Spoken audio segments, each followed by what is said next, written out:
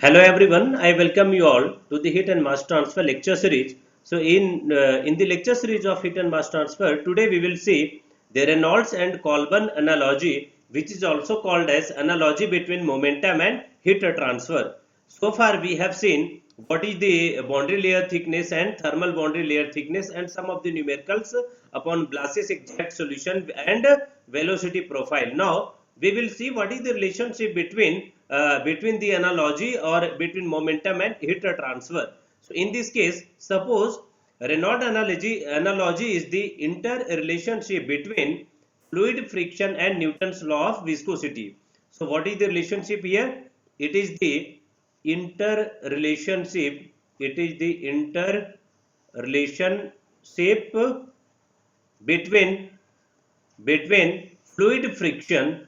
This is very much important because it is a relationship between fluid friction and Newton's laws of viscosity. Newton's laws of viscosity, right? So we know that in case of Newton's laws of viscosity, tau naught is equal to mu times du upon dy when a fluid is flowing past over a flat plate. Boundary layer growth will take place or boundary level layer development will take place.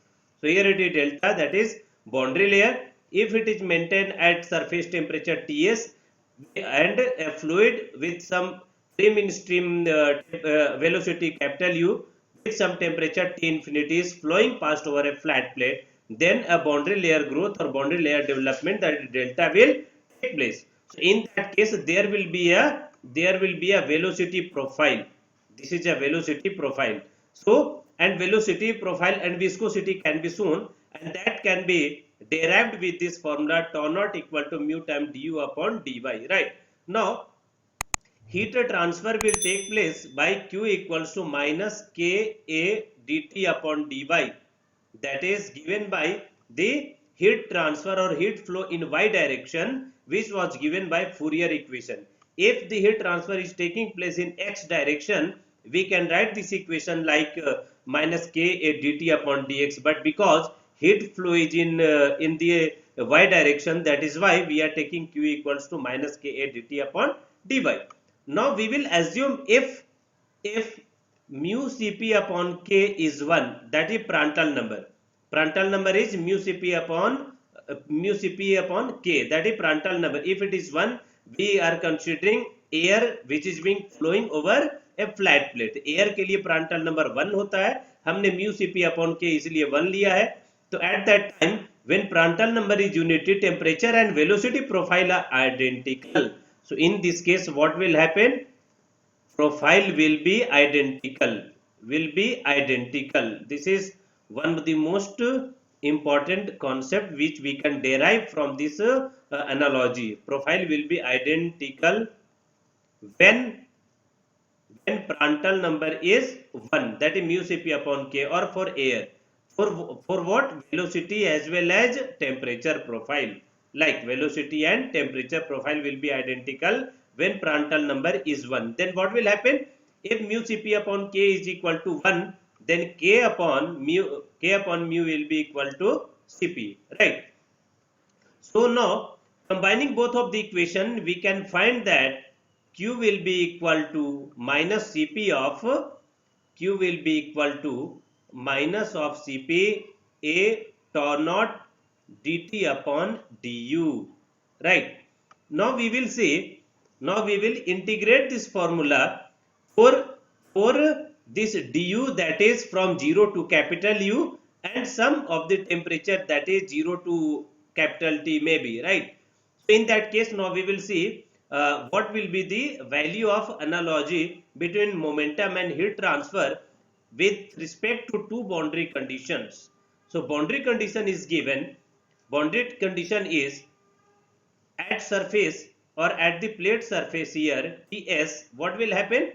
Because temperature is Ts, when U equal to 0, and at outer edge when U equal to capital U, temperature is going to be T infinity, that a free mean stream temperature only, right? So we have two boundary condition. Now apply these two boundary condition to integrate this q equal to minus Cp a tau naught dt upon du. So now we will see what is the value of momentum and energy analogy here in case of Colburn analogy. So it will be q upon Cp a tau naught from 0 to capital U. We are integrating a smaller du from 0 to u with respect to the boundary conditions as earlier we have discussed, with minus of T surface to T infinity, means from 0 to T infinity. T surface means temperature at the surface and T infinity means the temperature at the outer edge, right, at dt. So what will happen on integrating this value? We can find that q upon Cp a into tau naught, the 0 to u will give integration of du will give the free mean stream velocity, that is capital U, and it is dt is ts minus t infinity. The integration of dt is t and we are taking the limit from ts to t infinity, so value will be ts minus t infinity. Now on further simplification we can find q upon a ts minus t infinity will be divided here and it will come to the right direction. So it is tau naught into Cp upon u. So our final formula here is q upon a time Ts surface temperature minus free mean stream temperature, that is T infinity, will be equal to tau naught into Cp upon capital U, that is free mean stream velocity. But we know that from convection Q is equal to H A delta T. H means at local point, or Hx area temperature, delta T is T surface minus free mean stream temperature, that is T infinity. So we can also conclude that this value q upon a times ts minus t infinity is going to be equal to hx. So we have one equation at this point and one equation here, right? Suppose it is 1 and this one is 2. Now again we have seen already that tau naught is equal to Cfx into half of rho u square, capital U square. यहाँ पर आप लोगों को confusion नहीं होना चाहिए because हम लोगों ने ये ऑलरेडी देखा हुआ है. ये है आपका थर्ड. तो आपके पास इक्वेशन नंबर 1 है, इक्वेशन नंबर 2 है और इक्वेशन नंबर 3 है. Now apply all these three equations into all these three equations combining together, we can find that the equation is being converted in this format, that is hx upon rho Cp capital U is equal to Cfx upon 2. ये तीनों equation को आप combine करेंगे तो आपको ये मिलेगा. किस तरीके से ये मिल रहा होगा? एक यहां से आपको q मिला है, यहां से आपको q upon a into ts minus T infinity से hx मिला. ये दोनों वैल्यू को मिलाएंगे, इसको यहां पर आप पुट करेंगे तो फाइनल एक्सप्रेशन आपको hx upon mu Cp capital U equal to Cfx upon 2 मिलेगा, राइट. नाउ यहां पर सबसे इंपॉर्टेंट जो एक कॉन्सेप्ट बन के आता है, जो एक फेनोमेना बन के आता है, वो ये है कि hx अपॉन ये वाला जो वैल्यू है hx upon mu Cp upon into capital U, this is called as one another dimensionless number and which is called as Stanton number. काफी इंपॉर्टेंट है, ये काफी इंपॉर्टेंट है आपके लिए, क्योंकि अब तक हमने क्या क्या नंबर पढ़ा है? रेनॉल्ड नंबर पढ़ा हुआ है, रेनॉल्ड नंबर पढ़े हैं, और क्या पढ़े हैं?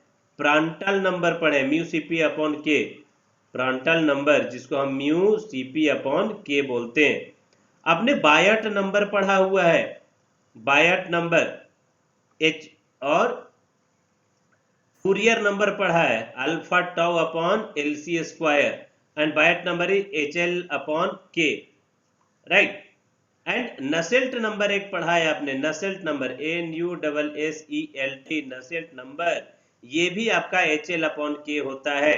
और मैंने आपको बताया था कि नसेल्ट नंबर भी HL/K है, बायट नंबर भी HL/K है, दोनों में क्या डिफरेंस है, one is for fluid, one is for solid, right. Now one another number that is Stanton number, तो 1 2 3 4 5 और भी 1-2 नंबर पढ़े होंगे एग्जैक्टली, और एक नंबर आपका आ गया Stanton number. So Stanton number is a dimensionless form because it is of CFX/2, और CFX क्या होता है, skin frictional coefficient, and we have already seen that if we are taking some coefficient that is of no dimension or of no unit, so hx/mu cp into capital U is going to be equal or equivalent with respect to CFX/2. This is called the Stanton number, or it represents the Nusselt number divided by product of Reynolds number and Prandtl number. We will see how this equation is going to be converted in the form of Nusselt number and Prandtl number. So आप लोग यहाँ पर आप एक बार देखिए relationship को, ये जो HX/म्यू स्टैंटन नंबर जो आया है क्या है, ये HX/म्यू इंटू CP कैपिटल U, ये आप लोग को याद रखना है सारा, CFX/2, ये वैल्यू को और हम क्या बोल रहे हैं, ये जो है Stanton number, this is called Stanton number और STX, it is also called as STX और स्टैंटन नंबर। ये स्टैंटन नंबर को और हम क्या लिख सकते हैं, Nusselt number divided by product of Reynold number into Prandtl number. Nusselt number क्या होता है, HL/K यानी HX/K, रेनॉल्ड नंबर क्या होता है, mu CP upon Reynold number क्या होता है, U into X upon kinematic viscosity, right, into Prandtl number क्या होगा आपका, म्यू CP अपॉन K। आप इसको सॉल्व करेंगे, जब आप इसको सॉल्व कर रहे होंगे तो आपका वैल्यू बन के आ जाएगा ये वाला HX/म्यू CP इंटू कैपिटल U। कैसे आएगा देखिए, HX/K into kinematic viscosity into K upon capital U X mu CP। आपका K से K कैंसिल आउट हो जाएगा, क्या बचेगा ऊपर में, HX, ऊपर बचा आपका HX बचा। और आपको पता है कि रो अपॉन क्या होता है, म्यू अपॉन रो आपका क्या होता है, ये काइनेमेटिक विस्कोसिटी होता है, राइट। आप इसको म्यू अपॉन रो आप लिख सकते हैं, यहाँ पे म्यू, यहाँ पे रो, ये आपका म्यू से म्यू कैंसिल आउट हो जाएगा, राइट। तो क्या बचेगा, HX, नीचे आपका ये वाला वैल्यू आ गया म्यू, एक कैपिटल U आएगा दिस वन, एंड आपके पास आया ये क्या आएगा, ये CP, ये आया आपका CP, राइट। ये सारा वैल्यू, तो ये बन के आ गया आपका HX/म्यू CP into capital U। This is also called as the Stanton number and it is also Nusselt number upon Reynold number into Prandtl number. So आपको ये वाला इक्वेशन याद रखना है, ये इक्वेशन आपको याद रखना है, कौन सा, Nusselt number upon Reynold number into Prandtl number is also called as STX, which is also equal to HX/म्यू CP into capital U equal to CFX/2। इस फॉर्मूले से गेट में डायरेक्ट न्यूमेरिकल पूछे हुए हैं 2 मार्क्स का, गेट में 2 मार्क्स के क्वेश्चन डायरेक्ट पूछा है, एक बार रिलेशन पूछा है और एक बार आपका न्यूमेरिकल में कुछ 2-3 वैल्यू दिया है, एक आपका नोन है वो कैलकुलेट करना है। लेकिन कब आप कैलकुलेट कर पाएंगे, when you have concept of HX/म्यू CP upon capital U is equal to CFX/2 and also it is equivalent to Nusselt number upon Reynold number into Prandtl number. तो ये कॉन्सेप्ट आपको याद होना चाहिए फॉर्मूला के साथ, राइट। अब हम लोग यहाँ पे देखते हैं कि इसका सिग्निफिकेंस क्या है, आखिर हम लोग इसका सिग्निफिकेंस क्या होता है ये देखेंगे। सिग्निफिकेंस में देखिए बोलता है कि जो फर्दर इक्वेशन पढ़े हैं वो आपका रेनॉल्ड एनालॉजी कहलाता है, क्या उसी को क्या बोलते हैं हम लोग, रेनॉल्ड एनालॉजी। कौन सा रेनॉल्ड एनालॉजी, कौन सा है फॉर्मूला आपका, ये वाला, दिस वन, HX/म्यू CP into capital U is equal to CFX/2। This is called Reynolds analogy, right, Reynold analogy. अब हम लोग देखते हैं कि फिजिकल सिग्निफिकेंस क्या है स्टैंटन नंबर का। क्योंकि स्टैंटन नंबर जो आपका होता है, अभी जस्ट हम लोग पढ़े थे, उसी को दूसरे फॉर्म में रखे, temperature form H x into delta T mu CPU into delta T. This is called actual heat flux of fluid, actual heat flux of fluid divided by heat flux or heat flux capacity of the fluid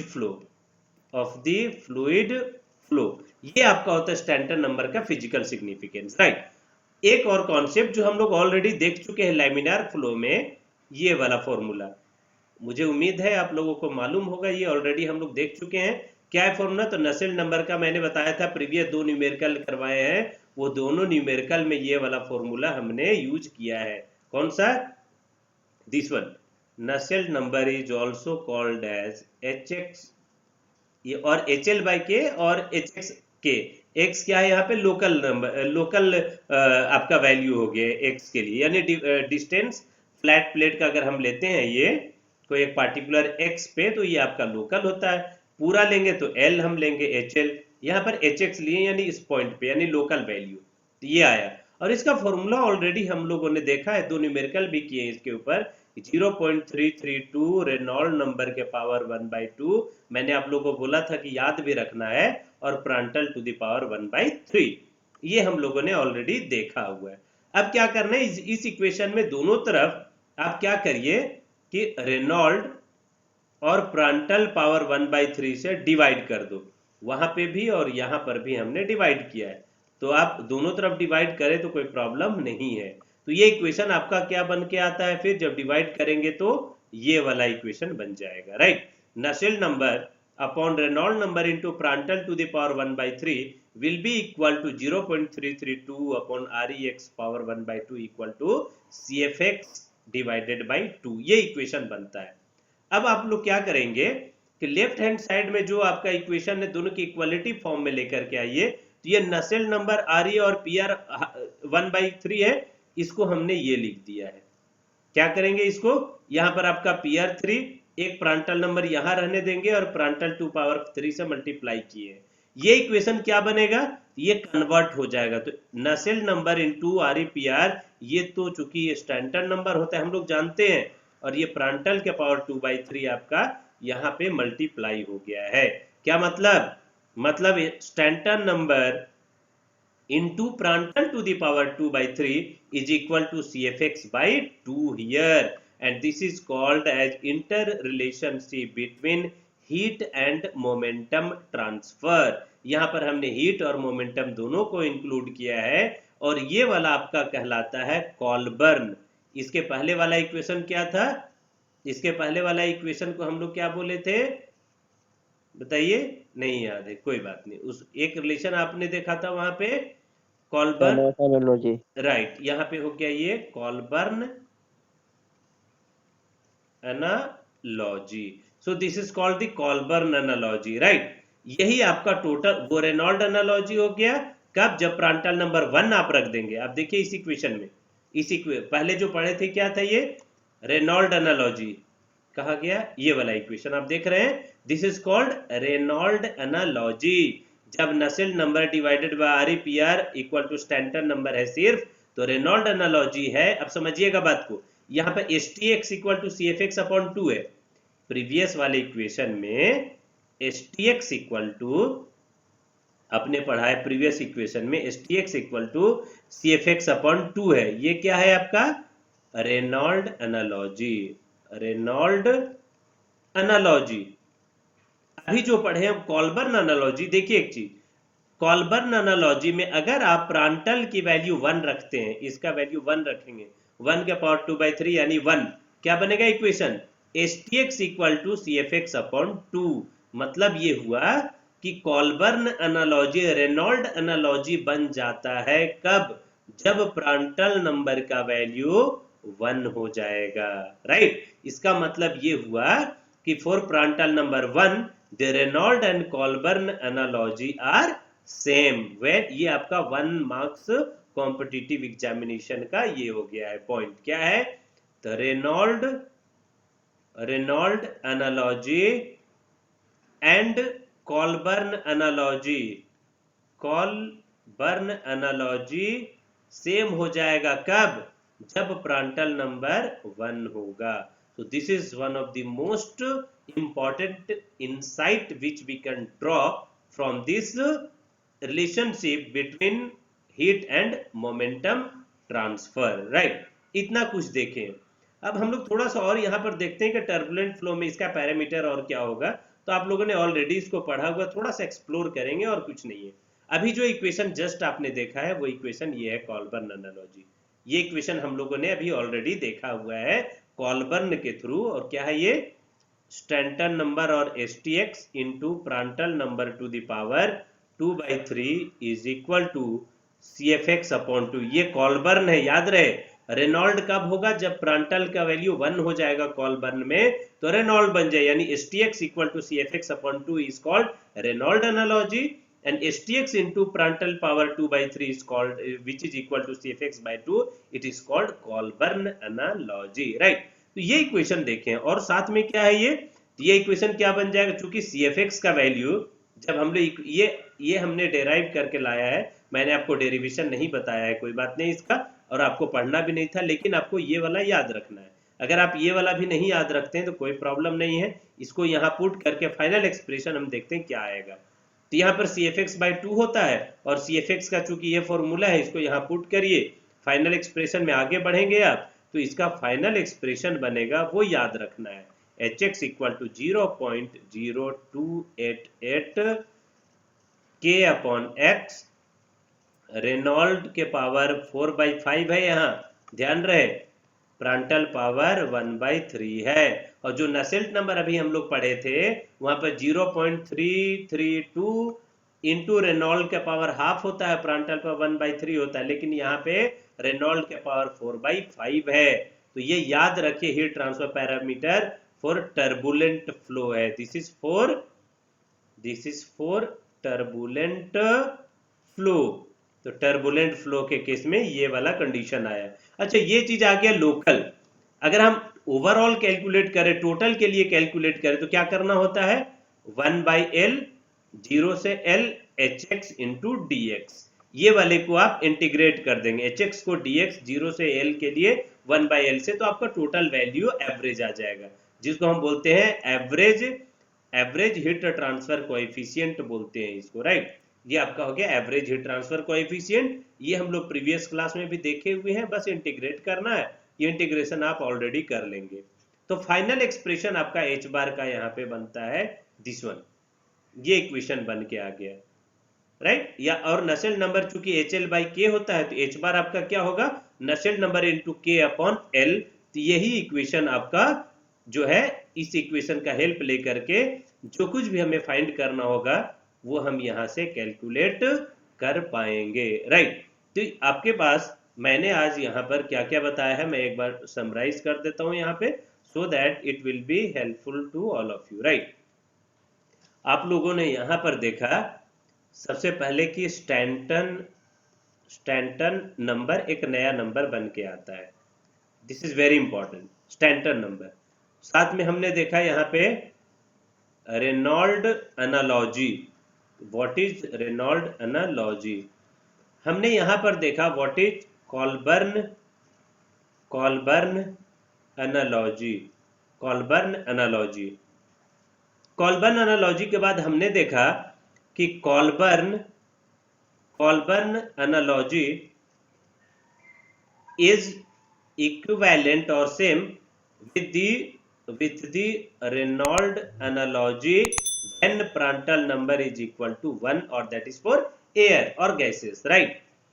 साथ में हमने देखा यहाँ पर देखा relationship interrelationship between heat and momentum transfer. ये heat transfer and momentum, ये हमने रिलेशन यहाँ पर देखा है, राइट। साथ में हम लोगों ने यहाँ पर एवरेज हीट ट्रांसफर कोएफिशिएंट किसके लिए, टर्बुलेंट फ्लो के लिए, टर्बुलेंट फ्लो के लिए ये देखा। और क्या देखें, लोकल या average heat transfer coefficient turbulent flow के लिए देखा है। ये सब हो रहा है फ्लैट प्लेट के ऊपर, लेकिन टर्बुलेंट फ्लो के लिए।